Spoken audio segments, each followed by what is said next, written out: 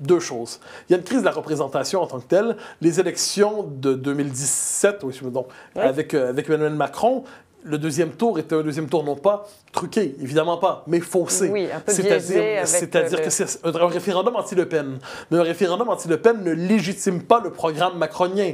Et il y avait, on l'a insuffisamment noté, un désaccord profond entre la philosophie politique d'Emmanuel Macron et les tendances lourdes qui s'exprimaient en France depuis plusieurs années. Et de ce point de vue, Emmanuel Macron a cherché à imposer un programme allant en sens contraire des préférences populaires profondes qui s'expriment. Une fois que c'est dit, il a été élu et nous devons accepter la légitimité de notre système démocratique. Vous posez la question des référendums d'initiative populaire.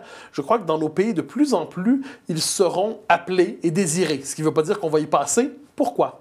Parce qu'avec la confiscation du pouvoir démocratique par les juges, par les administrations, par les organisations supranationales, eh bien, le référendum d'initiative populaire permet, du moins théoriquement et même pratiquement, de concrétiser la souveraineté populaire sur des enjeux particuliers qui permettent d'encadrer sur le mode de l'insurrection démocratique et civique la protestation populaire. Et ça se peut que ça soit un élément de revitalisation démocratique, mais j'aborde la chose sans enthousiasme et avec inquiétude, mais avec intérêt. Un référendum, c'est quand même l'absence de compromis. C'est oui ou non. Est-ce que ça risque pas de mettre en danger la Ve République? Mais il arrive que ce soit oui ou que ce soit non. D'ailleurs, le général de Gaulle lui-même n'était pas hostile au référendum, mais c'est le fondateur de la Ve République. Et il a vu le résultat. Et je pense que le référendum, quelquefois, sur le Brexit, par exemple, le référendum, parce que c'est oui ou non, est-ce qu'on reste ou non dans l'Union européenne?